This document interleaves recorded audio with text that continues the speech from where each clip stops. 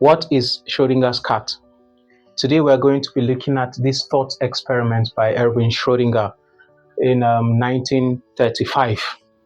He came up with this Schrödinger's cat to try and illustrate how ridiculous or how weird it is to apply the quantum theory in the physical realm or to physical particles that we're seeing. So in the history of physics, there was a time when the physicists at that time thought that they had studied everything that they could study in physics. When we say physics now, we're talking about the classical physics. They knew everything about thermodynamics, they knew everything about motion, they knew everything about statistical physics, everything that has to do with the physical world that we can see, until people like Max Planck, people like Niels Bohr, people like Erwin Schrödinger started to think about the physics of very, very tiny particles. And this is what brought about quantum physics or quantum mechanics, right? So what is this quantum physics, or what is this study of very tiny particles? The study of quantum particles has to do with the quantum theory. Quantum theory. And quantum theory, we have at least 4 theories. One of them is the wave-particle or particle-wave duality. Particle-wave duality of light. And then we have the superposition theory. We have superposition theory, we have the entanglement theory, and then we have the uncertainty principle. But one of the reasons that quantum theory was developed is because the classical physics that we know about, or the Newtonian physics that we know, was not able to explain the quantum theory or the physics of very, very tiny particles, right? It failed to explain phenomenons like the black body radiation, like photoelectric effect, spectral stability and stuff like that, electron stability and many stuff like that. So do we apply the same classical theories that we have to very tiny particles? When we're talking about very tiny particles, we're talking about electrons, we're talking about photons, particles, we're talking about gluons. When you study particle physics, you know all these things. We're talking about gravitons. We're talking about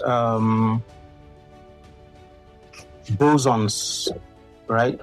These are very, very tiny particles, and it is said that these particles are what makes up the physical world that we can see.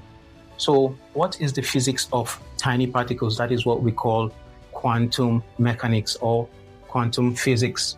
Now, what is the quantum theory now? Because it is because of quantum theory that Schrödinger decided to come up with this illustration. Like I said, this illustration, this Schrödinger's cat illustration, is just to show how impossible it is to apply this quantum theory to the physical particles or to the physical world that we can see. So what is this quantum theory? Quantum theory is the theory of tiny particles. It says that unless we observe, unless a particle is measured or is observed, it can take up all the possible states that particle can take, right? Unless this particle is observed or measured, it can take up all the possible states. So if we say all the possible states, what are all the possible states that a particle can take, right? They are multiple. But we're going to mention a few. The possible states that any particle can take. It can take up a mixed state. It can take up an eigenstate. An eigenstate is when we know the exact value of the energies or the positions of that particle, right? Superposition state. It can take up an entanglement state. So those are possible states that a particle can take up. So quantum theory says that unless we observe a particle or we measure it, that particle is taking up all the possible states that it can take. Excuse me. So the Schrödinger's cat now says that, okay, Schrödinger's cat is a thought experiment. When we say thought experiment, it means that nobody went to the lab to carry out this experiment. Nobody went to the lab to carry out this experiment. Actually, he just thought about it and gave the illustration in his paper. This is how I think about it. It's like a pastor preaching on the pulpit, and he gives an illustration using members of his church, and then they just post it on social media and it goes viral, and people begin to use that illustration as to explain that particular passage which the pastor has done. So this is how I look at the Schrödinger's cat. It's just an illustration. He just gave an example. He said that imagine a cat in a box, right? Always remember the quantum theory that we just stated here, that we said unless a particle is measured or it is observed, it can take up any possible state. And the possible states are numerous. That is the function of the wave function in the Schrödinger's equation. Maybe in our next video, we'll talk about the Schrödinger's equation. But then we said that the Schrödinger's cat is a thought experiment. And in this thought experiment, he said we should imagine a cat in a box, right? Imagine a cat in a box. And in that box,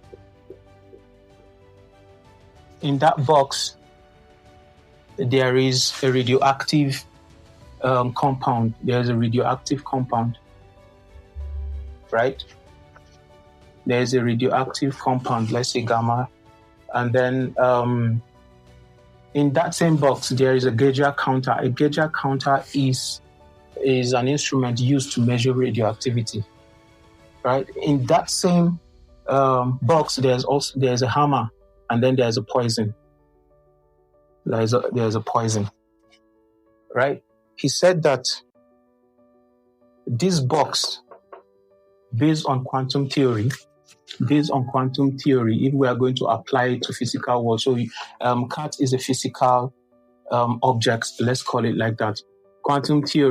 Based on quantum theory, this cat, if it's not observed in a sealed box, this cat is both dead and alive.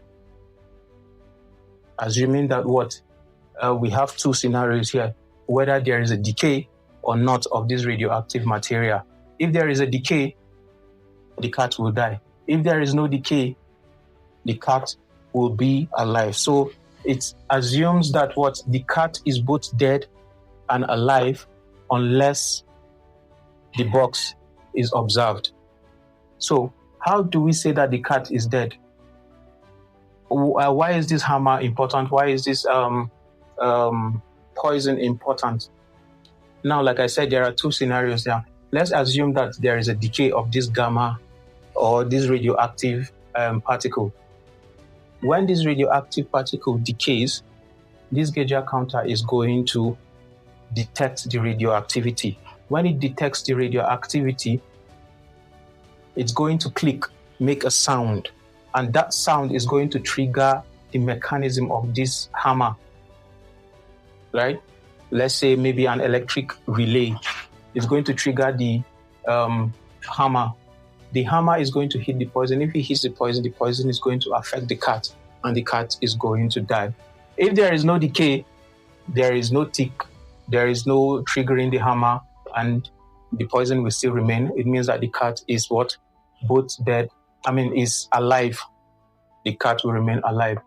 So what is the importance of this Schrödinger's cat experiment? Like I said in the beginning of the video, is just to illustrate that this quantum theory is not really applicable to physical particles. It's just for very, very tiny particles, like the list of particles that I gave in the beginning of the video.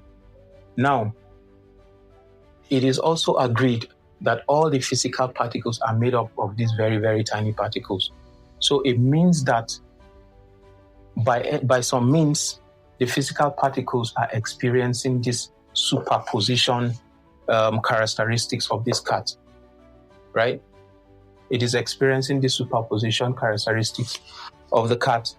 So how do physical particles experience the superposition like the cat, or like these very tiny particles? This is where the many world theories was developed. Many world theories was developed. This is where it came about. They say for physical particles like human beings or any other stone or any other physical particle to experience this superposition, there has to be a many world. This is where we have multiverses, right? This is where we have multiverses. It says that it assumes that there is a world where the observer of this sealed box will observe the cat dead. And then there is another world that the same observer will observe the cat alive. That is the many world theories where we have the multiverse, right? So it means that there is a world where I exist as a different particle, or maybe the same particle with different characteristics or whatever, right? That is where, that is what we call the many world theory, and it's developed from the quantum theory, from the Schrödinger's cat. So summarily, this Schrödinger's cat is just a thought experiment that tells us that the physics of very tiny particles is very different from the physics of physical particles. Or if we want to apply the quantum theory of very tiny particles to physical world, we have to assume that there are many worlds where we observe all of those different states of the particle, right?